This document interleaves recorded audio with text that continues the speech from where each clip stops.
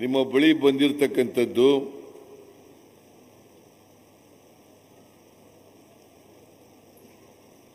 ಕಾಂಗ್ರೆಸ್ ಅಭ್ಯರ್ಥಿಗೆ ನೀವೆಲ್ಲರೂ ಕೂಡ ಆಶೀರ್ವಾದ ಮಾಡಬೇಕು ಅಂತೇಳಿ ಕೇಳಲಿಕ್ಕೋಸ್ಕರ ಬಂದಿದ್ದೇನೆ.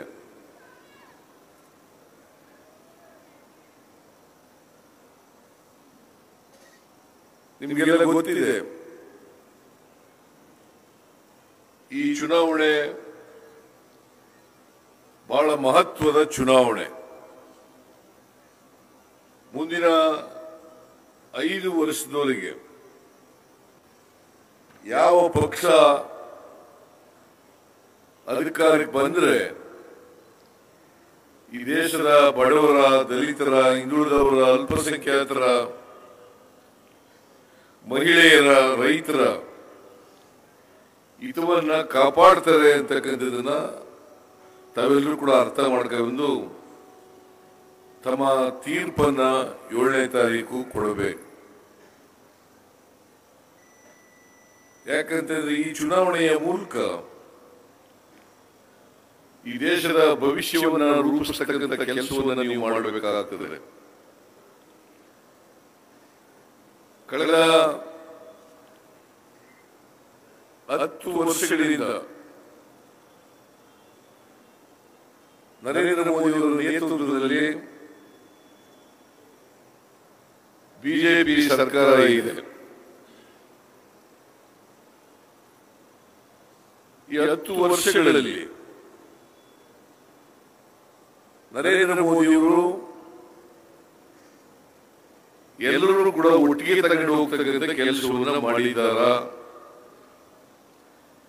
ಬಾಯಿನಲ್ಲಿ ಹೇಳ್ತಾರೆ,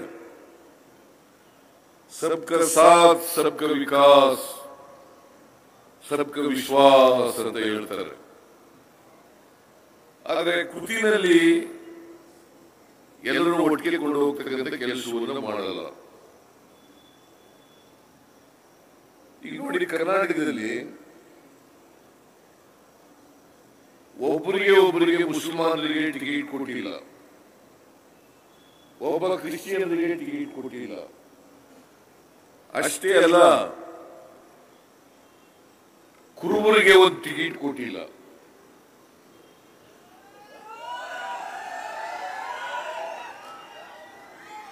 ಕುರುಬರಿಗೆ ಒಂದು ಟಿಕೆಟ್ ಕೊಟ್ಟಿಲ್ಲ.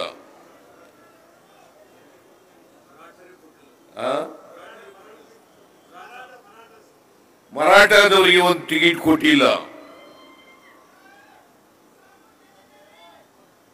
ನಾನು ಯಾಕೆ ಈ ಮಾತು ಹೇಳ್ತಾ ಇದ್ದೀನಿ ಅಂದ್ರೆ, ಬಿಜೆಪಿಯವರು ಸಾಮಾಜಿಕ ನ್ಯಾಯದಲ್ಲಿ ನಂಬಿಕೆ ಇಲ್ಲದೆ ಇರತಕ್ಕಂಥವ್ರು, ಸಾಮಾಜಿಕ ನ್ಯಾಯಕ್ಕೆ ವಿರುದ್ಧವಾಗಿರ್ತಕ್ಕಂಥವ್ರು. ಇವತ್ತು ಕಾಂಗ್ರೆಸ್ ಪಕ್ಷ ಇಡೀ ದೇಶದಲ್ಲಿ ಯಾವುದಾದರೂ ಪಕ್ಷ ಸಾಮಾಜಿಕ ನ್ಯಾಯವನ್ನು ಮಾಡತಕ್ಕಂಥ ಪಕ್ಷ ಇದ್ರೆ ಅದು ಕಾಂಗ್ರೆಸ್ ಪಕ್ಷ ಮಾತ್ರ ಅಂತಕ್ಕಂಥದ್ದನ್ನು ನಾವೆಲ್ಲರೂ ಅರ್ಥ ಮಾಡಬೇಕಾಗುತ್ತದೆ.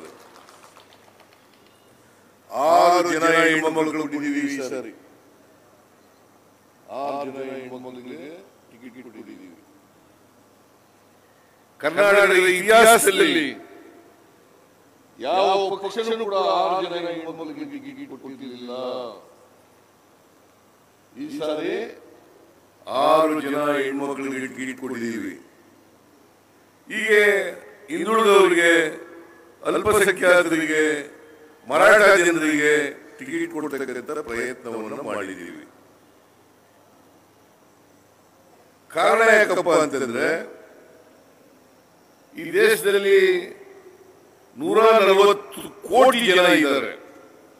ಆ 140 ಕೋಟಿ ಜನರಿಗೂ ಕೂಡ ಸರ್ವರಿಗೂ ಸಮಪಾಲು ಸಮಬಾಳು ಆಗಬೇಕು. ಎಲ್ಲರಿಗೂ ಕೂಡ ಅಧಿಕಾರದಲ್ಲಿ, ಸಂಪತ್ತಿನಲ್ಲಿ ಪಾಲು ಸಿಗಬೇಕು. ಆಗ ಮಾತ್ರ ಈ ದೇಶ ಸರ್ವತೋಮುಖವಾಗಿ ಅಭಿವೃದ್ಧಿಯಾಗಲಿಕ್ಕೆ ಸಾಧ್ಯ ಆಗ್ತದೆ. ಕೆಲವೇ ಜನರನ್ನ ಅಭಿವೃದ್ಧಿ ಮಾಡಿದ್ರೆ, ಕೆಲವೇ ಜನರ ಕೈಯಲ್ಲಿ ಸಂಪತ್ತಿದ್ರೆ ಈ ದೇಶ ಸರ್ವತೋಮುಖವಾಗಿ ಅಭಿವೃದ್ಧಿಯಾಗಲಿಕ್ಕೆ ಸಾಧ್ಯ ಇಲ್ಲ. ಅದಕ್ಕೋಸ್ಕರನೇ ಬಾಬಾ ಸಾಹೇಬ್ ಅಂಬೇಡ್ಕರ್ ಅವರು ಅಧಿಕಾರ ಮತ್ತು ಸಂಪತ್ತು ಎರಡೂ ಕೂಡ ಬಲಾಢ್ಯರ ಕೈಯಲ್ಲಿ ಇರಬಾರದು. ಅಧಿಕಾರ ಮತ್ತು ಸಂಪತ್ತು ಎರಡೂ ಕೂಡ ಬಲಾಢ್ಯರ ಕೈಯಲ್ಲಿ ಇರಬಾರದು. ಬಲಾಢ್ಯರ ಕೈಯಲ್ಲಿ ಅಧಿಕಾರ ಇದ್ರೆ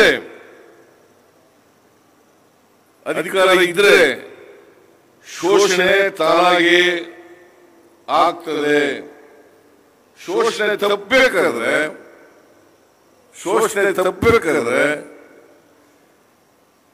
ಅಧಿಕಾರ ಎಲ್ರಿಗೂ ಹಂಚಿಕೆ ಆಗಬೇಕು. ಈ ದೇಶದ ಸಂಪತ್ತು ಎಲ್ರಿಗೂ ಹಂಚಿಕೆ ಆಗಬೇಕು. ಬಾಬಾ ಸಾಹೇಬ್ ಅಂಬೇಡ್ಕರ್ ಅವರು ಒಂದು ಮಾತು ಹೇಳಿದ್ದಾರೆ, ಈ ದೇಶಕ್ಕೆ ರಾಜಕೀಯ ಸ್ವಾತಂತ್ರ್ಯ ಬಂದಿದೆ, ಆದರೆ ಇನ್ನೂ ಕೂಡ ಆರ್ಥಿಕ ಸ್ವಾತಂತ್ರ್ಯ, ಸಾಮಾಜಿಕ ಸ್ವಾತಂತ್ರ್ಯ ಸಿಕ್ಕಿಲ್ಲ. ಇನ್ನೂ ಆರ್ಥಿಕ ಸ್ವಾತಂತ್ರ್ಯ, ಸಾಮಾಜಿಕ ಸ್ವಾತಂತ್ರ್ಯ ಸಿಕ್ಕಿಲ್ಲ. ಎಲ್ಲರಿಗೂ, ದಲಿತರಿಗೆ, ಹಿಂದುಳಿದವರಿಗೆ, ಅಲ್ಪಸಂಖ್ಯಾತರಿಗೆ, ಮಹಿಳೆಯರಿಗೆ, ಅವ್ರಿಗೆಲ್ಲರಿಗೂ ಕೂಡ ಆರ್ಥಿಕ ಸಾಮಾಜಿಕ ಶಕ್ತಿ ಬಂದಾಗ ಎಲ್ಲರೂ ಕೂಡ ಮುಖ್ಯವಾಗಿ ಬರಲಿಕ್ಕೆ ಸಾಧ್ಯ ಆಗ್ತದೆ. ಇಲ್ಲದೆ ಹೋದ್ರೆ ಬಸವಾದಿ ಶರಣರು ಹೇಳದಂತ ಸಮ ಸಮಾಜವನ್ನು ನಿರ್ಮಾಣ ಮಾಡೋದು ಬಹಳ ಕಷ್ಟ ಆಗ್ತದೆ. ನಾವು ಸಂವಿಧಾನದಲ್ಲಿ ಬಹಳ ಸ್ಪಷ್ಟವಾಗಿ ಹೇಳ್ಕೊಂಡಿದ್ದೀವಿ, ಸಮ ಸಮಾಜವನ್ನು ನಿರ್ಮಾಣ ಮಾಡುತ್ತೇವೆ. ಈ ದೇಶದಲ್ಲಿ ಆರ್ಥಿಕ ಸಾಮಾಜಿಕ ಶಕ್ತಿಯನ್ನು ಕೊಡ್ತೇವೆ.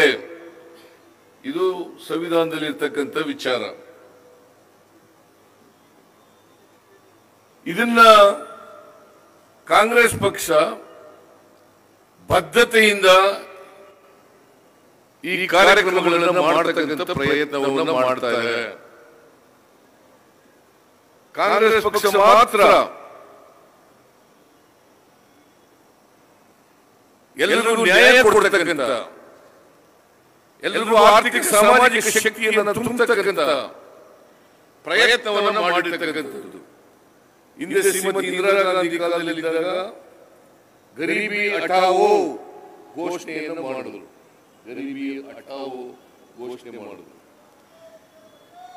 20 ಅಂಶದ ಕಾರ್ಯಕ್ರಮಗಳನ್ನು ಮಾಡಿದ್ರು. ಯಾಕೆ ಮಾಡಿದ್ರು ಅಂತಂದ್ರೆ, ಈ ದೇಶದಲ್ಲಿ ಬಡತನ ಹೋಗ್ಬೇಕು, ಬಡತನ ತೊಲಗಬೇಕು. ಬಡತನ ತೊಲಗಿದ್ರೆ ಮಾತ್ರ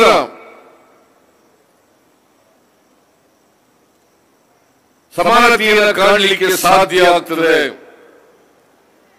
ಇದನ್ನ ಕಾಂಗ್ರೆಸ್ನವರು ಸ್ವಾತಂತ್ರ್ಯ ಬಂತವಿಂದ ಇವತ್ತಿನವರೆಗೆ ಪ್ರಾಮಾಣಿಕವಾಗಿ ಪ್ರಯತ್ನವನ್ನು ಪಡ್ತಾ ಇದ್ದಾರೆ. ಆದರೂ ಕೂಡ ಈ ದೇಶದಲ್ಲಿ ಅಸಮಾನತೆ ಹೋಗಿಲ್ಲ. ಅದಕ್ಕೆ ಬಾಬಾ ಸಾಹೇಬ್ ಅಂಬೇಡ್ಕರ್ ಅವರು 1949 ನವೆಂಬರ್ 25ನೇ ತಾರೀಕು 1949 ನವೆಂಬರ್ 25ನೇ ತಾರೀಕು ಕಾನ್ಸ್ಟಿಟ್ಯೂಂಟ್ ಅಸೆಂಬ್ಲಿಯಲ್ಲಿ ಭಾಷಣ ಮಾಡಿದ್ದಾರೆ. ಸಂವಿಧಾನ ಅಂಗೀಕಾರ ಆಗೋದಕ್ಕಿಂತ ಒಂದಿನ ಮುಂಚಿತವಾಗಿ, ಸಂವಿಧಾನ ಅಂಗೀಕಾರ ಆಗೋದಕ್ಕಿಂತ ಒಂದಿನ ಮುಂಚಿತವಾಗಿ ಭಾಷಣ ಮಾಡಿದ್ದಾರೆ. ಅದೇ ಕೊನೆಯ ಭಾಷಣ, ಅದು ಒಂದು ಐತಿಹಾಸಿಕವಾದಂತ ಭಾಷಣ. ಅವ್ರು ಏನ್ ಹೇಳಿದ್ದಾರೆ ಅಂತಂದ್ರೆ, 1950 ಜನವರಿ 26ನೇ ತಾರೀಕಿನಿಂದ ನಾವು ಇವತ್ತು ಅಂಗೀಕಾರ ಮಾಡದಂತ ಸಂವಿಧಾನ ಜಾರಿಯಾಗ್ತದೆ. ಜಾರಿ ಆದ್ಮೇಲೆ ನಾವು ವೈರುಧ್ಯತೆ ಇರ್ತಕ್ಕಂಥ ಸಮಾಜಕ್ಕೆ ಕಾಲಿಡ್ತಾ ಇದ್ದೇವೆ. ವೈರುಧ್ಯತೆ ಇರತಕ್ಕಂಥ ಸಮಾಜಕ್ಕೆ ಕಾಲಿಡ್ತೇವೆ. ರಾಜಕೀಯವಾಗಿ ನಮಗೆ ಸ್ವಾತಂತ್ರ್ಯ ಸಿಕ್ಕಿದೆ. ಒಂದೇ ಓಟು, ಒಂದು ಮೌಲ್ಯ, ಒಬ್ಬ ವ್ಯಕ್ತಿ, ಒಂದು ಓಟು, ಒಂದು ಮೌಲ್ಯ. ರಾಷ್ಟ್ರಪತಿಗೂ ಒಂದೇ ಓಟು,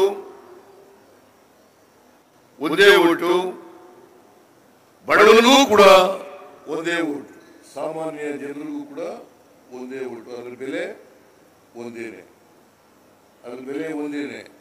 ಅದೇ ರೀತಿ ಸಾಮಾಜಿಕವಾಗಿ ಆರ್ಥಿಕವಾಗಿ ಇಲ್ಲ.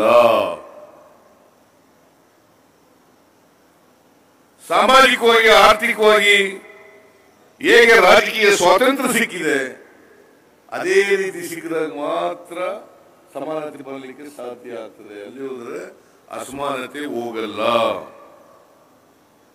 ಅಸಮಾನತೆಯನ್ನು ನಾವು ಬಹಳ ವರ್ಷ ಇರಲಿಕ್ಕೆ ಬಿಟ್ಟರೆ ಯಾರು ಅಸಮಾನತೆಯಿಂದ ನರಳುತ್ತಾರೆ ಅದೇ ಜನ ರಾಜಕೀಯ ಸ್ವಾತಂತ್ರ್ಯದ ಸೌಧವನ್ನ ಧ್ವಂಸ ಮಾಡ್ತಾರೆ. ಎಚ್ಚರಿಕೆಯಿಂದ ಇರಬೇಕು ಅಂತಕ್ಕಂಥ ಮಾತುಗಳನ್ನ ಬಾಬಾ ಸಾಹೇಬ್ ಅಂಬೇಡ್ಕರ್ ಅವರು ಹೇಳಿರ್ತಕ್ಕಂಥ ಮಾತುಗಳು. ಬಾಬಾ ಸಾಹೇಬ್ ಅಂಬೇಡ್ಕರ್ ಅವರು ಹೇಳಿರ್ತಕ್ಕಂಥ ಮಾತುಗಳು ನೀವು ಎಲ್ಲರಿಗೂ ಕೂಡ ರಾಜಕೀಯ ಸಾಮಾಜಿಕ ಸ್ವಾತಂತ್ರ್ಯ ಸಿಕ್ಕದೆ ಹೋದರೆ, ಆರ್ಥಿಕ ಸ್ವಾತಂತ್ರ್ಯ ಸಿಕ್ಕದೆ ಹೋದರೆ ನಮಗೆ ಸಿಕ್ಕಿರ್ತಕ್ಕಂಥ ಸ್ವಾತಂತ್ರ್ಯ ಯಶಸ್ವಿ ಆಗಲ್ಲ. ಇದನ್ನು ನಾವು ಅರ್ಥ ಮಾಡಬೇಕಾಗ್ತದೆ. ಅದಕ್ಕೋಸ್ಕರ ನಾನು 2003ರಿಂದ 2018ರವರೆಗೆ ಮುಖ್ಯಮಂತ್ರಿಯಾಗಿದ್ದೆ.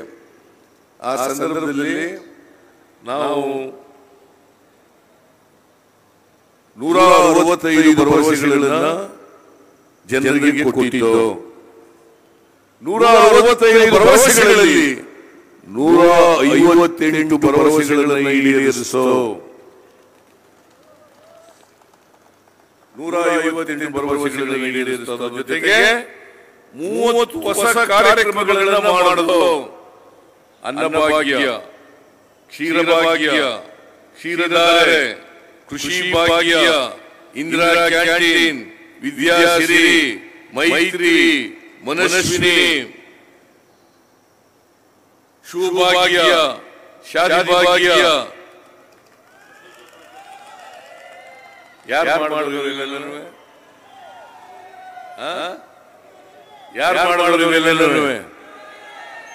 ಇವೆಲ್ಲ ಕಾರ್ಯಕ್ರಮಗಳನ್ನು ಕೂಡ ಈ ದೇಶದ, ಈ ರಾಜ್ಯದ ರೈತರು, ಬಡವರು, ದಲಿತರು, ಹಿಂದುಳಿದವರು ಇವರೆಲ್ಲರಿಗೂ ಕೂಡ ಶಕ್ತಿ ಬರಬೇಕು ಅನ್ನೋ ಕಾರಣಕ್ಕೋಸ್ಕರ ಈ ಕಾರ್ಯಕ್ರಮಗಳನ್ನು ಮಾಡೋದು.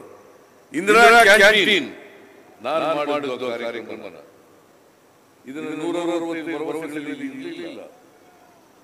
ಆದರೆ ಇಂದಿರಾ ಕ್ಯಾಂಟೀನ್ ಯಾಕೆ ಮಾಡಿದೆ ಅಂತಂದ್ರೆ ಬಡವರಿಗೆ, ಕೂಲಿ ಮಾಡೋರಿಗೆ, ಕಾರ್ಮಿಕರಿಗೆ ಕಮ್ಮಿ ದರದಲ್ಲಿ ತಿಂಡಿ ಸಿಗಬೇಕು, ಊಟ ಸಿಗಬೇಕು ಅನ್ನೋ ಕಾರಣಕ್ಕೋಸ್ಕರ ಮಾಡೋದು. 5 ರೂಪಾಯಿಗೆ ಬ್ರೇಕ್ಫಾಸ್ಟ್, 10 ರೂಪಾಯಿಗೆ ಊಟ. ಇಡೀ ರಾಜ್ಯದಲ್ಲಿ ಇವತ್ತು ಇದನ್ನು ಮಾಡತಕ್ಕಂಥ ಪ್ರಯತ್ನವನ್ನು ಮಾಡೋದು.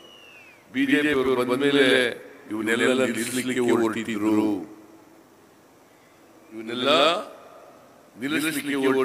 ಮತ್ತೆ ಈಗ ಇನ್ನು ಹೆಚ್ಚು ಮಾಡಿ ಇಂದಿರಾ ಕ್ಯಾಂಟೀನ್ ಕಾರ್ಯಕ್ರಮಗಳನ್ನು ಜಾರಿ ಕೊಡ್ತಕ್ಕಂಥ ಪ್ರಯತ್ನವನ್ನು ಮಾಡ್ತಾ ಇದ್ದೀವಿ. ಬಿಜೆಪಿ ಅವರು ಮಾಡಿದ್ರ? ನಾನು ಮುಖ್ಯಮಂತ್ರಿ ಆಗಿರುವಾಗ ಹಿಂದೆ ಬಡವರಿಗೆ 7 ಕೆಜಿ ಅಕ್ಕಿಯನ್ನು ಫ್ರೀಯಾಗಿ ಕೊಡ್ತಾ ಇದ್ದೆ. 7 ಕೆಜಿ ಅಕ್ಕಿಯನ್ನ ಫ್ರೀಯಾಗಿ ಕೊಡ್ತಾ ಇದ್ದೆ. ಯಡಿಯೂರಪ್ಪ ಮುಖ್ಯಮಂತ್ರಿ ಆದ್ರು. ಯಡಿಯೂರಪ್ಪ ಮುಖ್ಯಮಂತ್ರಿ ಆದ್ಮೇಲೆ 7 ಕೆಜಿ ಅಕ್ಕಿಯನ್ನ 5 ಕೆಜಿ ಇಳಿಸಿದ್ರು. ಯಾರು ಇಳಿಸಿದ್ರು? ಮಿಸ್ಟರ್ ಯಡಿಯೂರಪ್ಪ. ನಾನು ವಿಧಾನಸಭೆಯಲ್ಲಿ ಹೇಳಿದೆ, ಯಡಿಯೂರಪ್ಪ ಹೊಟ್ಟೆ ಮೇಲೆ ಹೊಡೆಯಕ್ಕೂ ಬೇಡ, ಬಡವರು ಹೊಟ್ಟೆ ಮೇಲೆ ಹೊಡಿತಕ್ಕಂಥ ಕೆಲಸ ಮಾಡಬೇಡ.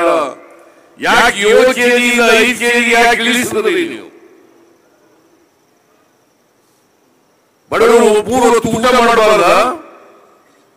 ಕರ್ನಾಟಕ ಶಿವಮುಕ್ತ ರಾಜ್ಯ ಆಗಬಾರ್ದ ಅಂತೇಳಿ ಎಷ್ಟೇ ಗಲಾಟೆ ಮಾಡಿದ್ರು ಕೂಡ ಯಡಿಯೂರಪ್ಪ 7 ಕೆಜಿಯಿಂದ 5 ಕೆಜಿ ಮಾಡತಕ್ಕಂಥ ಕೆಲಸವನ್ನ ಮಾಡಲಿಲ್ಲ. ಅವರ ಅಧಿಕಾರ ಮುಗಿದ ಮೇಲೆ ಕಳೆದ ವಿಧಾನಸಭಾ ಚುನಾವಣೆಯಲ್ಲಿ ನಾನು ಮತ್ತು DK ಶಿವಕುಮಾರ್ ಮಾತನಾಡಿಕೊಂಡು ನಾವು ಅಧಿಕಾರಕ್ಕೆ ಬಂದ್ರೆ 10 ಕೆಜಿ ಅಕ್ಕಿ ಕೊಡ್ತೀವಿ ಅಂತ ಹೇಳೋದು. ಯಾಕಂದ್ರೆ ಬಡವರು 3 ಹೊತ್ತು ಹೊಟ್ಟೆ ತುಂಬ ಊಟ ಮಾಡಬೇಕು, ಹೊಟ್ಟೆ ತುಂಬ ಊಟ ಮಾಡಬೇಕು. ನಾನು 7 ಕೆಜಿ ಅಕ್ಕಿಯನ್ನು ಫ್ರೀಯಾಗಿ ಕೊಟ್ಟಾಗ ಒಬ್ರು ಮಾನ್ಯ ಸದಸ್ಯರು ಕೇಳಿದ್ರು, ಸಿದ್ದರಾಮಯ್ಯನವರೇ ನೀವು ಅಕ್ಕಿ ಕೊಟ್ಬಿಟ್ಟು ಸೋಮಾರಿಗಳು ಮಾಡಿಬಿಟ್ಟಿದ್ದೀರಿ ಬಡವರನ್ನೆಲ್ಲ ಅಂತದ್ದು. ಸೋಮಾರಿಗಳು ಮಾಡಿಬಿಟ್ಟಿದ್ದೀರಿ, ಈಗ ಕೆಲಸಕ್ಕೆ ಕರೆದ್ರೆ ಯಾರು ಬರಲ್ಲ ಅಂತದ್ದು. ನಾನು ಹೇಳಿದೆ, ಮಿಸ್ಟರ್ ಶಾಸಕರೇ, ಅವ್ರ ಹೆಸರು ಹೇಳಲ್ಲ ನಾವು, ಶಾಸಕರೇ ನೀವು ಏನೂ ಕೆಲಸ ಮಾಡದೇನೆ ಊಟ ಮಾಡ್ತಾ ಇದ್ದೀರಿ, ಏನೂ ಕೆಲಸ ಮಾಡದೇನೆ ಊಟ ಮಾಡ್ತೀರಿ, ಸೋಮಾರಿಗಳಾಗಿದ್ದೀರಿ ನೀವು ಒಂದಷ್ಟು ದಿನ ಕೆಲಸ ಮಾಡ್ರಿ, ಅವರೊಂದಷ್ಟು ದಿನ ರೆಸ್ಟ್ ತಗೊಳ್ಳಿ ಅಂತ ಹೇಳಿ. ಬಡವರು ರೆಸ್ಟ್ ತಗೊಳ್ಳಿ, ನೀವು ಯಾರು ಕೂತ್ಕೊಂಡು ಕಾಲ ಕಳೀತಾ ಇದ್ದೀರಿ, ನೀವು ಒಂದಷ್ಟು ದಿನ ಕೆಲಸ ಮಾಡ್ರಿ ಅಂತ. ಆಮೇಲೆ ಅವರಿಗೆ ಮಾತಾಡಲಿಕ್ಕೆ ಧೈರ್ಯ ಇಲ್ಲದೆ ಬಾಯಿ ಮುಚ್ಚಿಕೊಂಡ್ರು. ಹೀಗೆ ಬಡವರು ಶಕ್ತಿ ಕೊಡ್ತಕ್ಕಂಥದ್ದು. ಇವತ್ತು 2023ರಲ್ಲಿ ನಮಗೆ ಆಶೀರ್ವಾದ ಮಾಡಿದ್ದೀರಿ. ನಾವು ಮ್ಯಾನಿಫೆಸ್ಟೋ ಜನಗಳ ಮುಂದೆ ಇಟ್ಟು ಅದರ ಜೊತೆಗೆ 5 ಗ್ಯಾರಂಟಿಗಳನ್ನು ಕೂಡ ನಾವು ಅಧಿಕಾರಕ್ಕೆ ಬಂದ್ರೆ ಜಾರಿ ಮಾಡ್ತೀವಿ ಅಂತ ಹೇಳೋದು. ಈಗ ನಾವು ಅಧಿಕಾರಕ್ಕೆ ಬಂದು 11 ತಿಂಗಳಾಯ್ತು. ನೀವು ವಿಚಾರ ಮಾಡಬೇಕು, 82 ಮ್ಯಾನಿಫೆಸ್ಟೋದಲ್ಲಿ ಹೇಳಿರ್ತಕ್ಕಂಥ 82 ಭರವಸೆಗಳನ್ನು ಈಗಾಗಲೇ ಈಡೇರಿಸಿದ್ದೀವಿ. 5 ಗ್ಯಾರಂಟಿಗಳು, ಶಕ್ತಿ ಯೋಜನೆ, ಅನ್ನಭಾಗ್ಯ, ಗೃಹ ಜ್ಯೋತಿ, ಗೃಹಲಕ್ಷ್ಮಿ, ಯುವ ನಿಧಿ, ಈ 5 ಗ್ಯಾರಂಟಿಗಳನ್ನ ಈಡೇರಿಸಿದೀವೋ ಇಲ್ಲ? ಈಡೇರಿಸಿದೀವೋ ಇಲ್ಲ?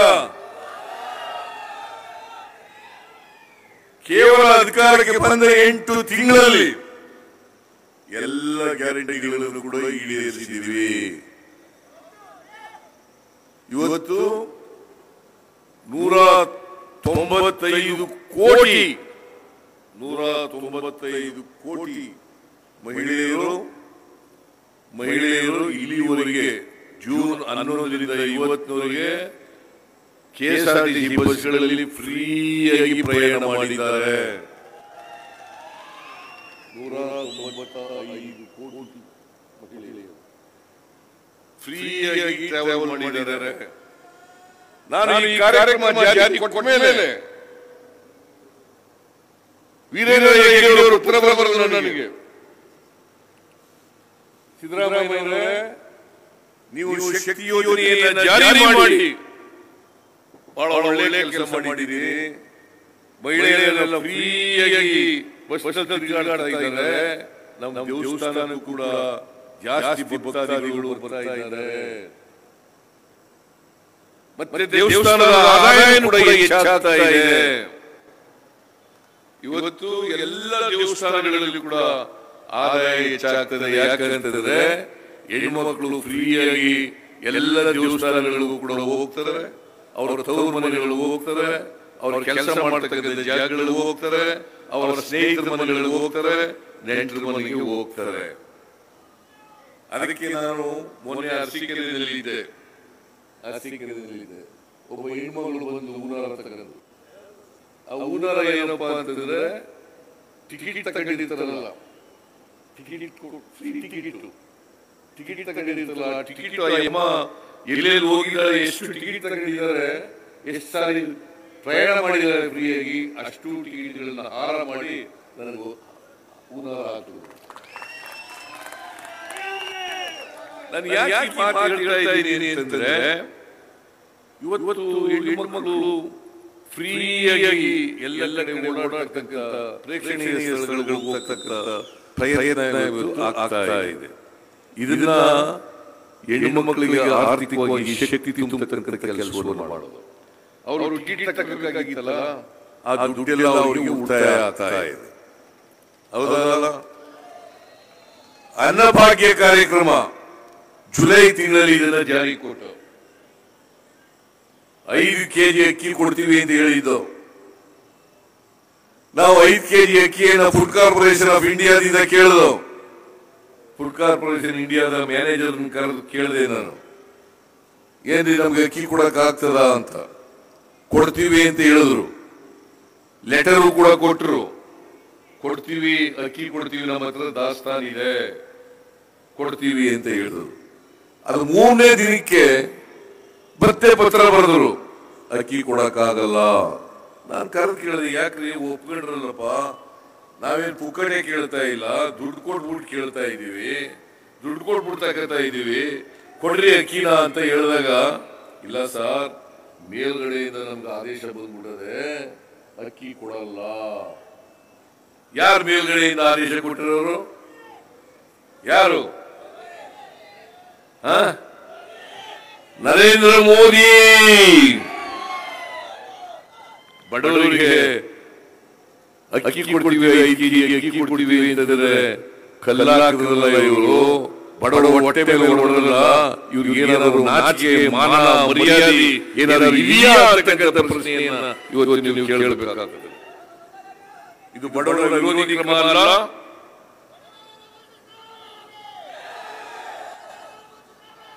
ಇದು ಬಡವರ ವಿರೋಧಿ ಕ್ರಮ ಅಲ್ಲ.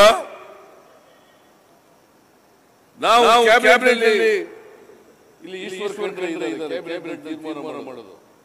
ಅಕ್ಕಿ ಶಿಶಿಲಿಲ್ಲ. ನಾನು ಪಂಜಾಬ್ ಮುಖ್ಯಮಂತ್ರಿ ಜೊತೆ ಮಾತಾಡಿದೆ, ಛತ್ತೀಸ್ಗಢ ಮುಖ್ಯಮಂತ್ರಿ ಜೊತೆ ಮಾತಾಡಿದೆ, ತೆಲಂಗಾಣ ಮುಖ್ಯಮಂತ್ರಿ ಜೊತೆ ಮಾತಾಡಿದೆ, ಆಂಧ್ರ ಮುಖ್ಯಮಂತ್ರಿ ಜೊತೆ ಮಾತಾಡಿದೆ. ಎಲ್ಲೂ ಶಿಶಿಲಿಲ್ಲ. ಕೊನೆಗೆ ಕ್ಯಾಬಿನೆಟ್ ಅಲ್ಲಿ ತೀರ್ಮಾನ ಮಾಡಿ ಅಕ್ಕಿ ಸಿಕ್ಕವರಿಗೆ 5 kg ಅಕ್ಕಿಗೆ ಎಷ್ಟು ದುಡ್ಡಾಗುತ್ತೆ? 34 ರೂಪಾಯಿನಂತೆ, 170 ರೂಪಾಯಿ ಪ್ರತಿಯೊಬ್ಬರಿಗೆ ಒಂದು ತಿಂಗಳಿಗೆ ಕೊಡ್ತಾ ಇದ್ದೀವಿ. ಕೊಡ್ತಾ ಇದ್ದೀವಿ ಇಲ್ಲ? ಕೊಡ್ತಾ ಇದ್ದೀವಿ ಇಲ್ಲ? ಆ ದುಡ್ಡೆಲ್ಲ ಉಳಿತಾಯ ಆಗ್ತದೆ. ಒಂದು ಕುಟುಂಬದಲ್ಲಿ 5 ಜನ ಇದ್ರೆ 850 ರೂಪಾಯಿ ಕೊಡ್ತಾ ಇದ್ದೀವಿ. 850 ರೂಪಾಯಿ ಆ ದುಡ್ಡೆಲ್ಲ ಉಳಿತಾಯ ಆಗುತ್ತೆ. ಆಮೇಲೆ ಇಲ್ಲೇ ಗುಲ್ಬರ್ಗದಲ್ಲಿ ಗೃಹ ಜ್ಯೋತಿ ಯೋಜನೆಯನ್ನು ಚಾಲನೆ ಕೊಟ್ಟು ಜುಲೈ ತಿಂಗಳಲ್ಲಿ ಖರ್ಗೆ ಅವರು, ನಾವೆಲ್ಲ ಇದ್ದು, D K Shivakumar, Kharge, KJ George ಎಲ್ಲರೂ ಕೂಡ ಇದ್ದು, ಈಶ್ವರ್ ಖಂಡ್ರೆ ಅವರು ಕೂಡ ಇದ್ರು,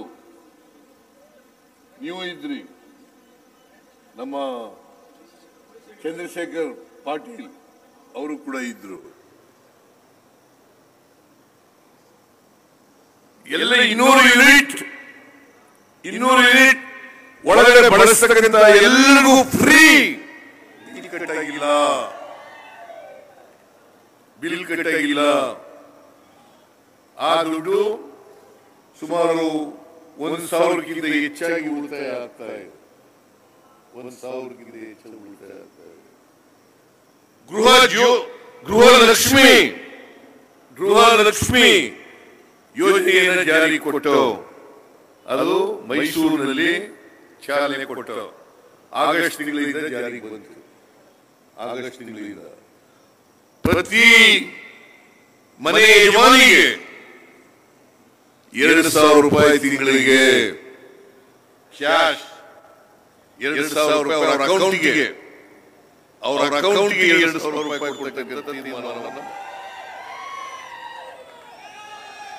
ಇವತ್ತು 1,21,00,000 ಮಹಿಳೆಯರಿಗೆ ತಿಂಗಳಿಗೆ 2,000 ರೂಪಾಯಿ ಕೊಡ್ತಾ ಇದ್ದೀವಿ. ಇದನ್ನು ಕೂಡ ಅಪಹಾಸ್ಯ ಮಾಡಿದ್ರು ಬಿಜೆಪಿಯವರು. ಅತ್ತೆ ಸೊಸೆಗೆ ಜಗಳ ಹಾಕಿಬಿಟ್ರು ಬಿಜೆಪಿಯವರು ಅಂತ. ಅತ್ತೆ ಸೊಸೆಗೆ ಎಲ್ಲಾರು ಜಗಳ ಬಂದಿದೆಯಾ? ಅತ್ತೆ ಸೊಸೆಗೆ ಜಗಳ ಬಂದಿದೆಯಾ? ಬಂದಿಲ್ಲ. 2,000 ರೂಪಾಯಿ ಕೊಡ್ತಾ ಇದ್ದೀವಿ. ಯುವ ನಿಧಿ 22-23 ಪಾಸ್ ಆಗಿರ್ತಕ್ಕಂಥವರು ಯಾರಿಗೆ ಕೆಲಸ ಸಿಕ್ಕಿಲ್ಲ ಅವರಿಗೆ ನಿರುದ್ಯೋಗಿ ಪದವೀಧರರಿಗೆ 3,000 ರೂಪಾಯಿ ತಿಂಗಳಿಗೆ, ಡಿಪ್ಲೊಮಾ ಹೋಲ್ಡರ್ಸ್ಗೆ 1,500 ರೂಪಾಯಿ. ಯಾಕಂತಂದ್ರೆ ಅವರು ಕೆಲಸಕ್ಕೆ ಅರ್ಜಿ ಹಾಕಲಿಕ್ಕೆ, ಓದ್ಕೊಳ್ಳಲಿಕ್ಕೆ, ಪುಸ್ತಕ ತಗೊಳ್ಳಿಕ್ಕೆ, ಪ್ರಯಾಣ ಮಾಡಲಿಕ್ಕೆ ಖರ್ಚು ವರ್ಷಕ್ಕೆ 36,000 ರೂಪಾಯಿ ಮತ್ತು 18,000 ರೂಪಾಯಿ ಇದನ್ನು ಕೊಡ್ತಕ್ಕಂಥ ತೀರ್ಮಾನವನ್ನು ಮಾಡಿದ್ರು. ಈಗ ಈ ಘೋಷಣೆಗಳನ್ನ ಮಾಡಿದಾಗ ಇದೇ ನರೇಂದ್ರ ಮೋದಿ ಅವರು ಹೇಳಿದರು, ಗ್ಯಾರಂಟಿ 5 ಗ್ಯಾರಂಟಿಗಳನ್ನು ಜಾರಿ ಕೊಡ್ಲಿಕ್ಕೆ ಸಾಧ್ಯ ಇಲ್ಲ. ಒಂದು ವೇಳೆ ಜಾರಿ ಮಾಡಿದ್ರೆ ಕರ್ನಾಟಕ ರಾಜ್ಯ ಆರ್ಥಿಕವಾಗಿ ದಿವಾಳಿಯಾಗ್ಬಿಡುತ್ತದೆ. ಯಾರು ಹೇಳಿದ್ದು ಇದನ್ನ? ಮಿಸ್ಟರ್ ನರೇಂದ್ರ ಮೋದಿ ರಾಜಸ್ಥಾನದಲ್ಲಿ ಹೇಳಿದಂತ ಮಾತು. ಗ್ಯಾರಂಟಿಗಳ ಬಗ್ಗೆ ಅಪಹಾಸ್ಯ ಮಾಡಿದ್ರು. ಈಗ ನಾವು ಏನ್ ಗ್ಯಾರಂಟಿ ಯೋಜನೆಗಳನ್ನ ಜಾರಿ ಕೊಟ್ಟ ಆದ್ಮೇಲೆ ಅದೇ ಗ್ಯಾರಂಟಿಯನ್ನು ಅಪಹಾಸ್ಯ ಮಾಡಿದ ನರೇಂದ್ರ ಮೋದಿ ಅವರು ಕದ್ದು ಬಿಟ್ಟಿದ್ದಾರೆ. ಈಗ ಮೋದಿ ಗ್ಯಾರಂಟಿ ಒಂದು ದಿನ ಅಪಹಾಸ್ಯ ಮಾಡಿ ಇನ್ನೊಂದು ದಿನ ಕದ್ದು ಮೋದಿ ಗ್ಯಾರಂಟಿ ಅಂತಿರಲ್ಲ.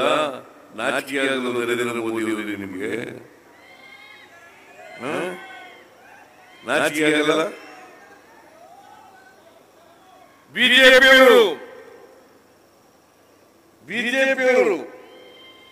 ಕರ್ನಾಟಕದ ಬಿಜೆಪಿಯವರು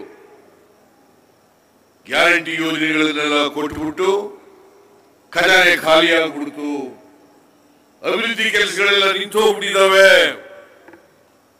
ನಾನು ಕೇಳ್ತೀನಿ, ಯಾವ ಅಭಿವೃದ್ಧಿ ಕೆಲಸಗಳು ಕೂಡ ನಿಂತೋಗಿಲ್ಲ. ಗ್ಯಾರಂಟಿ ಯೋಜನೆಗಳನ್ನು ಕೂಡ ಜಾರಿ ಮಾಡಿದ್ದೀವಿ. 24-25 ಬಜೆಟ್ ನಲ್ಲಿ 1,20,000 ಕೋಟಿ ರೂಪಾಯಿಗಳನ್ನ ಅಭಿವೃದ್ಧಿ ಕೆಲಸಗಳಿಗೋಸ್ಕರ ಇಟ್ಟಿದ್ದೇವೆ. ದಯಮಾಡಿ ನಮ್ಮ ಬಜೆಟ್ ಅನ್ನು ನೋಡ್ಬೇಕು. ನೀವು ನಮ್ಮ ಬಜೆಟ್ ನೋಡ್ಬೇಕು. 1,20,000 ಕೋಟಿ ರೂಪಾಯಿ ಗ್ಯಾರಂಟಿ ಯೋಜನೆಗಳಿಗೆ 52,009 ಕೋಟಿ ರೂಪಾಯಿ, ಅಭಿವೃದ್ಧಿ ಕೆಲಸಗಳಿಗೆ 68,000 ಕೋಟಿ ರೂಪಾಯಿಗಳನ್ನು ಇಟ್ಟಿದ್ದೀವಿ. ನೀರಾವರಿ, ರಸ್ತೆ ಮಾಡಲಿಕ್ಕೆ, ಬ್ರಿಡ್ಜ್ ಮಾಡಲಿಕ್ಕೆ, ಗ್ರಾಮೀಣ ಪ್ರದೇಶದಲ್ಲಿ ಕುಡಿಯ ನೀರು ಕೊಡ್ಲಿಕ್ಕೆ, ನಗರಗಳಲ್ಲಿ ಕುಡಿಯ ನೀರು ಕೊಡ್ಲಿಕ್ಕೆ, ಇವೆಲ್ಲಕ್ಕೂ ಕೂಡ ಅಭಿವೃದ್ಧಿ ಕೆಲಸಗಳಿಗೆ ದುಡ್ಡು ಕೂಡ ಇಟ್ಟಿದ್ದೇವೆ. ಈಗೇನು ಹೇಳ್ತಾರೆ ಅಂತಂದ್ರೆ, ಲೋಕಸಭಾ ಚುನಾವಣೆ ಆದ್ಮೇಲೆ ನಿಲ್ಲಿಸ್ಬಿಡ್ತಾರೆ. ಲೋಕಸಭಾ ಚುನಾವಣೆ ಆದ್ಮೇಲೆ ನಿಲ್ಲಿಸ್ಬಿಡ್ತಾರೆ. ನೋಡಿ, ಗ್ಯಾರಂಟಿ ಯೋಜನೆಗಳ ಬಗ್ಗೆ ಅವರು ಆಡ್ತಕ್ಕಂಥ ಮಾತುಗಳು. ನಾನು ನಿಮಗೆ ಭರವಸೆ ಕೊಡ್ತೀನಿ, ಯಾವ ಕಾರಣಕ್ಕೂ ಕೂಡ 2028 ಮೇವರೆಗೆ ನಾವು ಅಧಿಕಾರದಲ್ಲಿ ಇರ್ತೀವಿ. ಅಲ್ಲಿವರೆಗೂ ಕೂಡ ಈ ಗ್ಯಾರಂಟಿ ಯೋಜನೆಗಳು ಮುಂದುವರಿತವೆ. ಮತ್ತೆ ನಮಗೆ ಆಶೀರ್ವಾದ ಮಾಡಿದ್ರೆ ಮುಂದೇನೂ ಕೂಡ ಮುಂದುವರಿಯುತ್ತವೆ.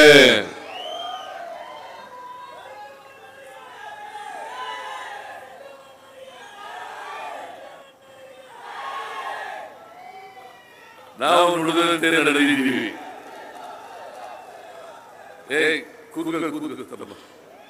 ನುಡಿದಂತೆ ನಡೆದಿದ್ದೀವಿ. ಯಾಕಂದ್ರೆ ಬಸವಾದಿ ಶರಣರು ನುಡಿದಂತೆ ನಡೆದಂತವರು.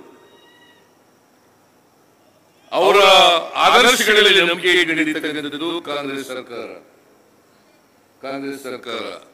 ಅದಕ್ಕೋಸ್ಕರ ನಾವು ತೀರ್ಮಾನ ಮಾಡೋದು, ವಿಶ್ವಗುರು ಬಸವಣ್ಣ ಸಾಂಸ್ಕೃತಿಕ ನಾಯಕ ಅಂತೇಳಿ ತೀರ್ಮಾನ ಮಾಡೋದು.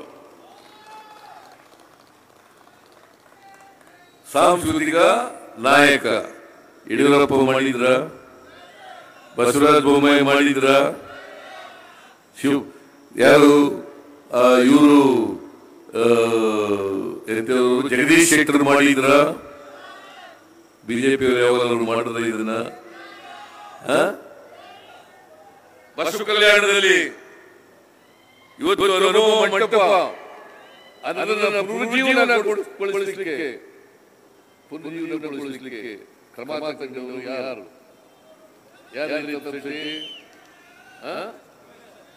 ಮತ್ತೆ ಇವರು ಬಸವರಾಜ ಮಾಡಿದ್ರ, ಏನ್ ಬಸವರಾಜ ಬೊಮ್ಮಾಯಿ ಮಾಡಿದ್ರ, ಏನಪ್ಪ ರಾಜಶೇಖರ್ ಪಾಟೀಲ್ ಯಾರು ಮಾಡಿದ್ರು? ಸಿದ್ದರಾಮಯ್ಯ ಮಾಡಿದ್ದು. ಇವತ್ತು ಎಲ್ಲ ಸರ್ಕಾರಿ ಕಚೇರಿಗಳಲ್ಲಿ, ಶಿಕ್ಷಣ ಸಂಸ್ಥೆಗಳಲ್ಲಿ, ಅನುದಾನಿತ ಶಿಕ್ಷಣ ಸಂಸ್ಥೆಗಳಲ್ಲಿ ಬಸವಣ್ಣವರ ಫೋಟೋ ಇಡಬೇಕು ಅಂತೇಳಿ ತೀರ್ಮಾನ ಮಾಡಿ ಫೋಟೋ ಇಡಿಸಿದ್ದು, ಆದೇಶ ಮಾಡಿದ್ದು ಕಾಂಗ್ರೆಸ್ ಸರ್ಕಾರ, ಸಿದ್ದರಾಮಯ್ಯನ ಸರ್ಕಾರ. ಬರೀ ಬಸವಣ್ಣವ್ರ ಪೂಜೆ ಮಾಡಿದ್ರಾಗಲ್ಲ.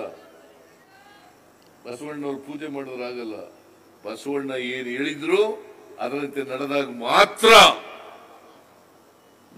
ಮಾತ್ರ ಅವ್ರು ಯಾವ ದಾರಿನಲ್ಲಿ ನಡೆದಿದ್ರು ಆ ದಾರಿನಲ್ಲಿ ನಡೀತಕ್ಕಂಥ ಪ್ರಾಮಾಣಿಕ ಪ್ರಯತ್ನವನ್ನು ಮಾಡಿದಾಗ ಮಾತ್ರ ಬಸವಣ್ಣವರಿಗೆ ನಾವು ಗೌರವ ಸಲ್ಲಿಸಿದಾಗ ಆಗ್ತದೆ ಅಂತಕ್ಕಂಥ ಮಾತುಗಳನ್ನು ತಿಳ್ಕೋಬೇಕು. ನಾವು ನುಡಿದಂತೆ ನಡೆದಿದ್ದೀವಿ. ನರೇಂದ್ರ ಮೋದಿ ಅವರು ನುಡಿದಂತೆ ನಡೆದಿದ್ದಾರ? 10 ವರ್ಷ ಪ್ರಧಾನಮಂತ್ರಿ ಆದರು. ವಿದೇಶದಲ್ಲಿ ಕಪ್ಪು ಹಣ ಇದೆ. ಕಾಂಗ್ರೆಸ್ ನಾಯಕರುಗಳು, ಬೇರೆ ಶ್ರೀಮಂತರುಗಳೆಲ್ಲ ಅಲ್ಲಿ ಇಟ್ಬಿಟ್ಟಿದ್ದಾರೆ ಕಪ್ಪು ಹಣ ತಗೊಂಡೋಗಿ. ಅದನ್ನು 100 ದಿನದಲ್ಲಿ ತಗೊಬಂದು ಎಲ್ಲರಿಗೂ 15 ಲಕ್ಷ ಅವ್ರ ಅಕೌಂಟ್ಗೆ ಹಾಕ್ಬಿಡ್ತೀನಿ. ನಿಮ್ಗೇನಾದ್ರು ಬಂತ 15 ಲಕ್ಷ? ಬಂತ 15 ಲಕ್ಷ? ಬಂದಿರ್ಬೇಕು ನೋಡ್ರಿ. ಬಂದಿಲ್ಲ. 15 ಲಕ್ಷ ಬರ್ತದೆ ಅಂತ ಹೇಳಿದ್ರು. 15 ಲಕ್ಷ ಕೊಡ್ತೀವಿ ಅಂತ ಹೇಳಿದ್ರು. ಆಮೇಲೆ ಎಲ್ಲ ಈ ದೇಶದ ನಿರುದ್ಯೋಗಿಗಳಿಗೆ ಕೆಲಸ ಕೊಡ್ಲಿಕ್ಕೋಸ್ಕರ ಬಿಜೆಪಿ ಅಧಿಕಾರಕ್ಕೆ ಬಂದ್ರೆ ವರ್ಷಕ್ಕೆ 2 ಕೋಟಿ ಉದ್ಯೋಗ ಸೃಷ್ಟಿ ಮಾಡ್ತೀನಿ. ಯಾರು ಹೇಳಿದ್ದು? ಮಿಸ್ಟರ್ ಮೋದಿ ಏನೆಲ್ಲ ಪಾಪ ವರ್ಷಕ್ಕೆ 2 ಕೋಟಿ ಉದ್ಯೋಗ ಸಿಗುತ್ತೆ ಅಂತೇಳಿ ಯುವಕರೆಲ್ಲ ಮೋದಿ ಅನ್ನಕ್ ಶುರು ಮಾಡಿದ್ರು. ಪಾಪ ಆ ಹುಡುಗರು ಆ ಹುಡುಗಿರು ಕೆಲಸ ಕೇಳಿದ್ರೆ ಪಕೋಡ ಮಾರಕ್ ಹೋಗಿ, ಬೋಂಡ ಮಾರಕ್ ಹೋಗಿ ಹಾಗಂತ ಹೇಳಿ ಎಲ್ಲ ಯುವಕ ಯುವತಿಯರಿಗೆ ತಿರುಪತಿ ತಿಮ್ಮಪ್ಪನ 3 ನಾಮ ಹಾಕ್ಬಿಟ್ರು.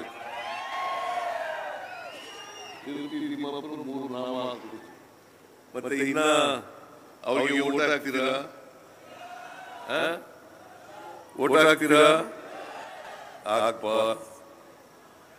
ರೈತರ ಆದಾಯ 2022ಕ್ಕೆ ದುಪ್ಪಟ್ಟು ಮಾಡ್ಬಿಡ್ತೀನಿ ಅಂದ್ರೆ 1 ಲಕ್ಷ ರೂಪಾಯಿ ಬಂದ್ರೆ 2 ಲಕ್ಷ ಮಾಡ್ತೀನಿ. ಮಾಡಿದ್ರ? ರೈತರ ದುಪ್ಪಟ್ಟು ಆಯ್ತಾ? ರೈತರ ಖರ್ಚು ಜಾಸ್ತಿ ಆಯ್ತು ಹೊರತು ಆದಾಯ ದುಪ್ಪಟ್ಟು ಆಗಲಿಲ್ಲ. ಅದಕ್ಕೋಸ್ಕರ ರೈತರು ಹೋರಾಟ ಮಾಡ್ತಾರೆ ಕೆಲವು ತಿಂಗಳುಗಳಿಂದ. ನಾವು ಬೆಳೆದಂತ ಬೆಳೆಗಳಿಗೆ ನ್ಯಾಯಯುತವಾದಂತ ಬೆಲೆ ಕೊಡಿ. MSPಗೆ ಕಾನೂನು ಮಾಡಿ, ಮಿನಿಮಮ್ ಸಪೋರ್ಟ್ ಪ್ರೈಸ್ಗೆ ಕಾನೂನು ಮಾಡಿ. ನರೇಂದ್ರ ಮೋದಿ ಅವರು ಜಪ್ಪಯ್ಯ ಆದರೂ ಕೂಡ ಮಾಡಲಿಲ್ಲ. ನರೇಂದ್ರ ಮೋದಿ ಅವರು ಒಪ್ಕೊಂಡಿದ್ರು, ಸ್ವಾಮಿನಾಥನ್ ವರದಿಯನ್ನ ಜಾರಿ ಕೊಡ್ತೀವಿ, ಎಷ್ಟು ಖರ್ಚಾಗ್ತದೆ ಅದ್ರ ಮೇಲೆ 50% ಕೊಡ್ತೀವಿ ಅಂತ ಹೇಳಿದ್ರು. ಇವತ್ತವರೆಗೂ ಮಾಡಲಿಲ್ಲ. ಅಗತ್ಯ ವಸ್ತುಗಳ ಬೆಲೆಗಳನ್ನ ಕಡಿಮೆ ಮಾಡ್ತೀವಿ ಅಂತಂದ್ರು. ಪೆಟ್ರೋಲ್ ಬೆಲೆ ಕಡಿಮೆ ಮಾಡಿದ್ರ, ಡೀಸೆಲ್ ಬೆಲೆ ಕಡಿಮೆ ಮಾಡಿದ್ರ, ಗ್ಯಾಸ್ ಸಿಲಿಂಡರ್ ಬೆಲೆ ಕಡಿಮೆ ಮಾಡಿದ್ರ, ಅಡುಗೆ ಎಣ್ಣೆ ಬೆಲೆ ಕಡಿಮೆ ಮಾಡಿದ್ರ, ಗೊಬ್ಬರದ ಬೆಲೆ ಕಡಿಮೆ ಮಾಡಿದ್ರ, ಆಹಾರ ಪದಾರ್ಥಗಳ ಬೆಲೆ ಕಡಿಮೆ ಮಾಡಿದ್ರ?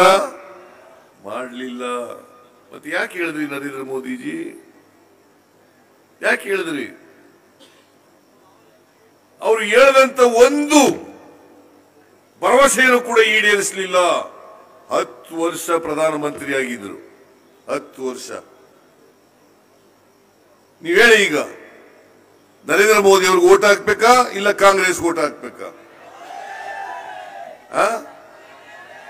ಕಾಂಗ್ರೆಸ್ಸಿನ ಅಭ್ಯರ್ಥಿಯನ್ನ ಗೆಲ್ಲಿಸ್ಬೇಕಾ ಆ ಕೂಬಾ ಗೆಲ್ಲಿಸ್ಬೇಕಾ? ಕೂಬಾ ಅವರು 10 ವರ್ಷಗಳಿಂದ ಲೋಕಸಭಾ ಸದಸ್ಯರಾಗಿದ್ದಾರೆ. ಒಂದಿನ ಕರ್ನಾಟಕಕ್ಕೆ ಆದಂತ ಅನ್ಯಾಯದ ಬಗ್ಗೆ ಬಾಯಿ ಬಿಟ್ಟಿದ್ದಾರೆ ಅಂದ್ರೆ, ಮತ್ತೆ ನಿಮ್ ಪರವಾಗಿ ಮಾತಾಡದೆ ಹೋದ್ರೆ, ಕನ್ನಡಿಗರ ಪರವಾಗಿ ಮಾತಾಡದೆ ಹೋದ್ರೆ ಅಂಥವ್ರನ್ನ ಲೋಕಸಭೆ ಕಳಿಸಿ ಪ್ರಯೋಜನ ಏನು? ದಯಮಾಡಿ ನಿಮ್ಮಲ್ಲಿ ಕೈ ಜೋಡಿಸಿ ಪ್ರಾರ್ಥನೆ ಮಾಡ್ತೀನಿ, ಯಾರು ನಿಮ್ ಪರವಾಗಿ ಮಾತಾಡ್ತಾರೆ. DK ಸುರೇಶ್ ಒಬ್ಬರೇ ಗೆದ್ದಿದ್ದು ನಮ್ಮ ಪಾರ್ಟಿಯಿಂದ. ಅವರೊಬ್ಬರೇ ಕರ್ನಾಟಕದ ರೈತರ ಬಗ್ಗೆ ಅನ್ಯಾಯ ಆಯ್ತು ಅಂತೇಳಿ ಹೇಳಿದವರು ಅವರೊಬ್ಬರೇನೆ ಹೊರತು ಬೇರೆ ಯಾರು ಕೂಡ ಒಂದು ಬಾಯಿ ಬಿಡ್ಲಿಲ್ಲ. ಬಿಜೆಪಿಯವರು 25 ಜನ ಆಗಿದ್ರು. ಇವ್ರನ್ನ ಸೋಲಿಸ್ಬೇಕು ಬೇಡ? ಕೂಬಾ ಸೋಲಿಸ್ಬೇಕು ಬೇಡ? ಏನ್ ಮಾಡಿದ್ದಾರೆ ಕೂಬಾ? 10 ವರ್ಷ ಲೋಕಸಭಾ ಸದಸ್ಯರಾಗಿದ್ದಾರೆ, ಕೇಂದ್ರದಲ್ಲಿ ಮಂತ್ರಿ ಆಗಿದ್ದಾರೆ. ಏನ್ ಮಾಡಿದ್ದಾರೆ? ಏನ್ ಮಾಡಿದ್ದಾರೆ? ದಯಮಾಡಿ ಈ ಸಾರಿ ಮನೆಗೆ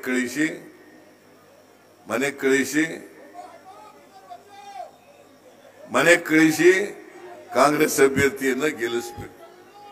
ಕರ್ನಾಟಕಕ್ಕೆ ದೊಡ್ಡ ಅನ್ಯಾಯ ಆಯ್ತು. ತೆರಿಗೆ ಹಂಚಿಕೆನಲ್ಲಿ ಅನ್ಯಾಯ. 15ನೇ ಹಣಕಾಸಿನ ಆಯೋಗ ಶಿಫಾರಸು ಮಾಡಿದಂತದ್ದು ಹಣ ಕೊಡಲಿಲ್ಲ. ಬಜೆಟ್ ನಲ್ಲಿ ಹೇಳಿದ್ದಂತ 5300 ಕೋಟಿ ರೂಪಾಯಿ ಅಪ್ಪರ್ ಭದ್ರಾ ಯೋಜನೆಗೆ ಕೊಡ್ತೀವಿ ಅಂತ ಬಜೆಟ್ ನಲ್ಲಿ ಘೋಷಣೆ ಮಾಡಿದ್ರು. ಕೇಂದ್ರ ಸರ್ಕಾರದ ಬಜೆಟ್ ನಲ್ಲಿ, ರಾಜ್ಯ ಸರ್ಕಾರದ ಬಜೆಟ್ ನಲ್ಲಿ 1 ವರ್ಷ ಮುಗಿದೋಯ್ತು, 1 ರೂಪಾಯಿ ಕೊಡ್ಲಿಲ್ಲ. ಕೂಬಾ ಮಾತಾಡಿದ್ರ? ನರೇಂದ್ರ ಮೋದಿ ಅವರ ಹತ್ರ ಮಾತಾಡಿದ್ರ? 25 ಜನ ಗೆಲ್ಸಿದ್ರಲ್ಲ ಕರ್ನಾಟಕದ ಜನ. ನಿಮ್ಗೆ 25 ಜನ ಲೋಕಸಭೆ ಕಳಿಸಿದ್ರಲ್ಲ. ನೀವು ಯಾರಾದ್ರೂ ಹೋಗಿ ನರೇಂದ್ರ ಮೋದಿ ಅವರ ಹತ್ರ ಕೂತ್ಕೊಂಡು, ಅಮಿತ್ ಶಾ ಹತ್ರ ಕೂತ್ಕೊಂಡು ನಮಗೆ ಅನ್ಯಾಯ ಆಗಿದೆ ಕೊಡಿ, ಅನ್ಯಾಯ ಸರಿಪಡಿಸಿ ಅಂತ ಹೇಳಿ ಕೇಳಿದ್ರ? ನರೇಂದ್ರ ಮೋದಿ ಅವರ ಹತ್ರ ಇವರು ಯಾರು ಕೂಡ ಮಾತಾಡಕ್ಕೆ ಎದುರುತ್ತಾರೆ, ಗಡಗಡ ಗಡಗಡ ಅಂತ ನಡುತ್ತಾರೆ. ಇಂಥವ್ರನ್ನ ಕಳಿಸಿದ್ರಲ್ಲ ಲೋಕಸಭೆಗೆ. ಕರ್ನಾಟಕದಲ್ಲಿ ಭೀಕರವಾದ ಬರಗಾಲ ಇದೆ. 240 ತಾಲೂಕುಗಳಲ್ಲಿ 223 ತಾಲೂಕುಗಳು ಬರಗಾಲಕ್ಕೆ ತುತ್ತಾಗಿದ್ದಾವೆ. ಸುಮಾರು 48 ಲಕ್ಷ ಹೆಕ್ಟೇರ್ ಪ್ರದೇಶದಲ್ಲಿ ಬೆಳೆ ಹಾನಿಯಾಗಿದೆ. 35,000 ಕೋಟಿ ಬೆಳೆ ನಷ್ಟವಾಗಿದೆ. ನಾವು ಸೆಪ್ಟೆಂಬರ್ ತಿಂಗಳಲ್ಲಿ ಮನವಿ ಕೊಟ್ಟು, ಯಾವ ತಿಂಗಳು? ಸೆಪ್ಟೆಂಬರ್ 2023 ಅಂದ್ರೆ 7 ತಿಂಗಳಾಯ್ತು. 18,172 ಕೋಟಿ ರೂಪಾಯಿಗಳನ್ನು ಕೇಳಿದ್ರು. ಕೇಂದ್ರ ಸರ್ಕಾರ ತಂಡದ ಬಂತು, ವರದಿ ಕೊಟ್ಟರು. ಇವತ್ತವರಿಗೆ ಮೀಟಿಂಗೂ ಮಾಡಿಲ್ಲ, 1 ರೂಪಾಯಿನೂ ಕೂಡ ಬಿಡುಗಡೆ ಮಾಡಿಲ್ಲ. ಇದು ಅನ್ಯಾಯ ಅಲ್ವಾ? ಕನ್ನಡಿಗರಿಗೆ ಆದಂತ ಅನ್ಯಾಯ ಅಲ್ವಾ? ಈ ಅನ್ಯಾಯ ಸರಿಪಡಿಸ್ತಕ್ಕಂಥವ್ರು ಯಾರು? ನಮ್ಮ ಮಂತ್ರಿಗಳು ಪ್ರಿಯಾಂಕ್ ಖರ್ಗೆ, ಕೃಷ್ಣ ಬೈರೇಗೌಡ, ಚಲುವರಾಯಸ್ವಾಮಿ ಅವರನ್ನು ಕಳಿಸಿದ ದಿಲ್ಲಿಗೆ ಸಂಬಂಧಪಟ್ಟಂತ ಮಂತ್ರಿಗಳನ್ನು ಭೇಟಿ ಮಾಡಿ ಅಂತ ಹೇಳಿ. ಅವ್ರು ಹೋಗಿ ಗ್ವಾಗರದ್ರು ಕೂಡ ಏನು ಕೊಡ್ಲಿಲ್ಲ. ಸ್ವತಃ ನಾನೇ ಹೋದೆ. ಡಿಸೆಂಬರ್ 19ನೇ ತಾರೀಕು ಪ್ರಧಾನಮಂತ್ರಿಗಳನ್ನ ಭೇಟಿ ಮಾಡಿದೆ. ಪ್ರಧಾನಮಂತ್ರಿಗಳಿಗೆ ಕರ್ನಾಟಕದಲ್ಲಿ ಇರ್ತಕ್ಕಂಥ ನಮ್ಮ ರೈತರು ಅನುಭವಿಸ್ತಾ ಇರ್ತಕ್ಕಂಥ ಕಷ್ಟಗಳನ್ನೆಲ್ಲ ವಿವರಿಸಿದೆ. ಹೇಳ್ರಿ ಸಂಬಂಧಪಟ್ಟವರಿಗೆ ಪರಿಹಾರ ಕೊಡಿಸ್ರಿ NDRF ನಿಂದ ಅಂತ ಹೇಳಿದೆ. ನರೇಂದ್ರ ಮೋದಿ ಅವರು ಹೇಳಿದ್ರು, ತಕ್ಷಣ ಹೇಳ್ತೀನಿ, ಕೊಡಿಸ್ಕೊಡ್ತೀನಿ ಅಂತ ಹೇಳಿದ್ರು. ಡಿಸೆಂಬರ್ 20ನೇ ತಾರೀಕು ನಾನು ಕೃಷ್ಣ ಬೈರೇಗೌಡ ಇಬ್ರು ಭೇಟಿ ಮಾಡೋದು ಅಮಿತ್ ಶಾ ಅವರನ್ನ. ಅಮಿತ್ ಶಾ ಅವರು ಹೇಳಿದ್ರು, ಡಿಸೆಂಬರ್ 23ನೇ ತಾರೀಕಿಗೆ ಮೀಟಿಂಗ್ ಕರೆದಿದ್ದೀನಿ, ಇನ್ನು 3 ದಿನದಲ್ಲಿ ಮೀಟಿಂಗ್ ಕರೆದಿದ್ದೀನಿ, ಇತ್ಯರ್ಥ ಮಾಡ್ತೀನಿ ಅಂತ ಹೇಳಿದ್ರು. ಇವತ್ತಿನವರಿಗೆ ಮೀಟಿಂಗು ಕರೀನಿಲ್ಲ, ₹1 ಕೊಡ್ಲಿಲ್ಲ. ಇವತ್ತಿನವರಿಗೆ ಮೀಟಿಂಗು ಕರೀನಿಲ್ಲ, ₹1 ಕೊಡ್ಲಿಲ್ಲ. ಇದು ದೊಡ್ಡ ಅನ್ಯಾಯ ಅಲ್ವಾ? ಇದು ಅನ್ಯಾಯ ಅಲ್ಲ? ಕರ್ನಾಟಕದಿಂದ 4,30,30,000 ಕೋಟಿ ತೆರಿಗೆ ಕಟ್ತೀವಿ ನಾವು. 4,30,30,000 ಕೋಟಿ ನಮಗೆ ವಾಪಸ್ ಬರೋದು ಎಷ್ಟಪ್ಪ ಅಂತಂದ್ರೆ 55,000 ಕೋಟಿ. ನಾವು 4,30,30,000 ಕೋಟಿ ಕೊಟ್ಟರೆ ನಮ್ಗೆ ವಾಪಸ್ ಬರೋದು 55,000 ಕೋಟಿ. ಇದು ನ್ಯಾಯನಾ? ₹1, ₹100 ತೆರಿಗೆ ನಾವು ಕಟ್ಟಿದ್ರೆ ಕರ್ನಾಟಕಕ್ಕೆ ಬರ್ತಕ್ಕಂಥದ್ದು ಬರೀ ₹300. ಇದನ್ನು ಪ್ರತಿಭಟಿಸೋಸ್ಕರ ಡೆಲ್ಲಿಯಲ್ಲಿ ಹೋಗಿ ನಮ್ಮ ಎಲ್ಲ ಮಂತ್ರಿಗಳು, ಎಲ್ಲ MLAಗಳು, ಎಲ್ಲ MLCಗಳು, ಎಲ್ಲ ಸಂಸದರು ಎಲ್ಲರೂ ಹೋಗಿ ಪ್ರತಿಭಟನೆ ಮಾಡೋದು. ಆದರೂ ಬಗ್ಲಿಲ್ಲ. ಈ ಚುನಾವಣೆಯಲ್ಲಿ ಒಂದು ಅವಕಾಶ ಸಿಕ್ಕಿದೆ, ನಿಮ್ಗೊಂದು ಅವಕಾಶ ಸಿಕ್ಕಿದೆ. ಈ ರೀತಿ ಕನ್ನಡಿಗರಿಗೆ ಅನ್ಯಾಯ ಮಾಡತಕ್ಕಂಥ ಬಿಜೆಪಿ ಸರ್ಕಾರವನ್ನು ಕಿತ್ತೊಗೆದು ನಮ್ಮ ಪಕ್ಷದ ಅಭ್ಯರ್ಥಿಯನ್ನ ತಾವು ಗೆಲ್ಲಿಸಿಕೊಡಬೇಕು ಅಂತ ಹೇಳಿ ತಮ್ಮಲ್ಲಿ ಅತ್ಯಂತ ಕಳಕಳಿಯಿಂದ ಪ್ರಾರ್ಥನೆಯನ್ನು ಮಾಡಲಿಕ್ಕೆ ಬಯಸ್ತಾ ಇದ್ದೇನೆ. ಮಾಡ್ತಿದೆಯಲ್ಲ? ಮಾಡ್ತಿದೆಯಲ್ಲ? ನಮಗೆ ನಿಮ್ಮ ವೋಟ್ ಕೇಳಲಿಕ್ಕೆ ನೈತಿಕ ಹಕ್ಕಿದೆ. ನರೇಂದ್ರ ಮೋದಿ ಅವರಿಗೆ ಯಾವ ಹಕ್ಕಿದೆ? ಯಾವ ಹಕ್ಕಿದೆ ನರೇಂದ್ರ ಮೋದಿ ಅವರಿಗೆ?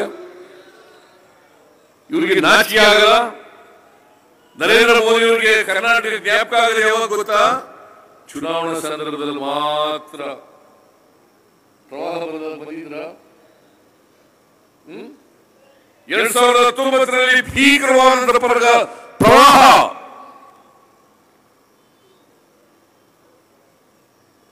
ಆಗ ಯಡಿಯೂರಪ್ಪನವರೇ ಮುಖ್ಯಮಂತ್ರಿ.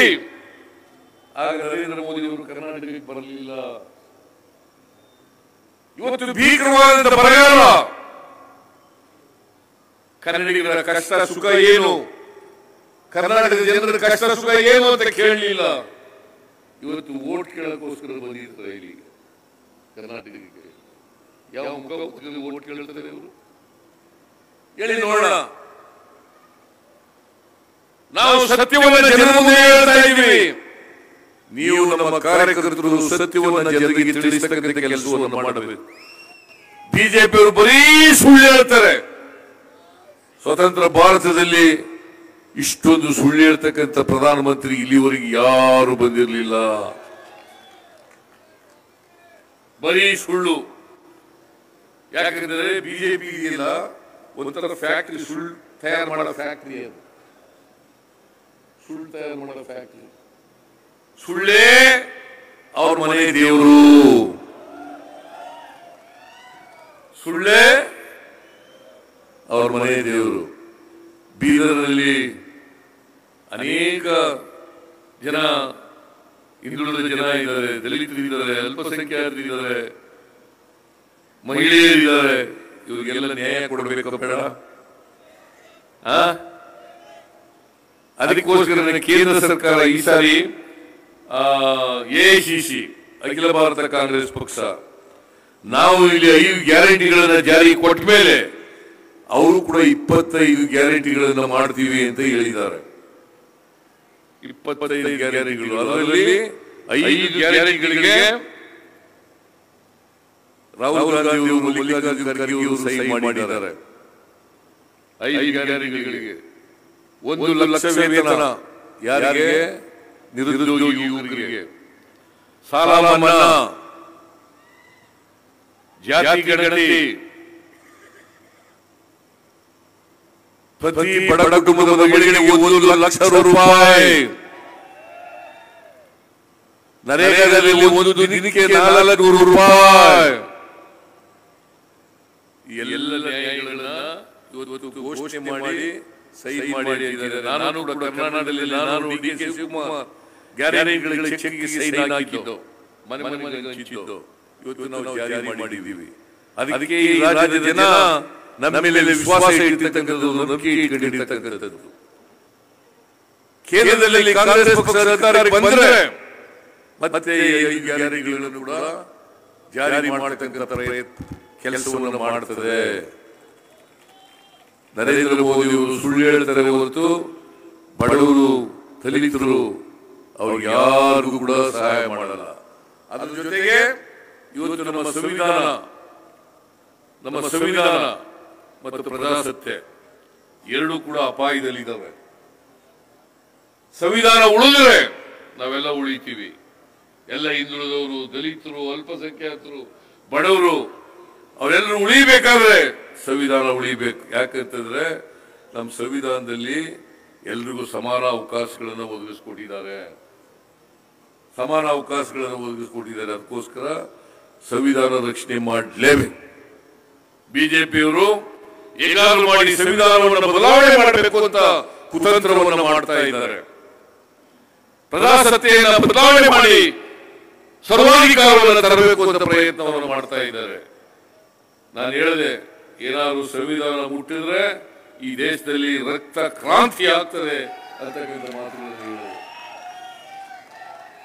ಅದರಿಂದ ನೀವೆಲ್ಲ ನಮ್ಮ ಸಂವಿಧಾನ ಉಳಿಬೇಕಾದ್ರೆ, ಪ್ರಜಾಪ್ರಭುತ್ವ ಉಳಿಬೇಕಾದ್ರೆ, ಬಡವರ ಅಭಿವೃದ್ಧಿ ಆಗ್ಬೇಕಾದ್ರೆ ಕಾಂಗ್ರೆಸ್ ಪಕ್ಷದಿಂದ ಮಾತ್ರ ಸಾಧ್ಯ. ಅದರಿಂದ ಕಾಂಗ್ರೆಸ್ ಪಕ್ಷದ ಅಭ್ಯರ್ಥಿಗೆ 7ನೇ ತಾರೀಕು ಮತಗಟ್ಟೆಗೆ ಹೋಗಿ ನಮ್ಮ ಪಕ್ಷದ ಅಭ್ಯರ್ಥಿ ಎಂತವ್ರ ಹೆಸರು ಸಾಗರ್ ಖಂಡ್ರೆ ಹೆಸರಿನ ಮುಂದೆ ಬಟನ್ ಒತ್ತಿ ಅವರನ್ನ ಲೋಕಸಭೆಗೆ ಕಳಿಸಿಕೊಡ್ಬೇಕು ಅಂತೇಳಿ ನಿಮ್ಮಲ್ಲಿ ಕ್ರಮ ಸಂಖ್ಯೆ ಚಿಹ್ನೆ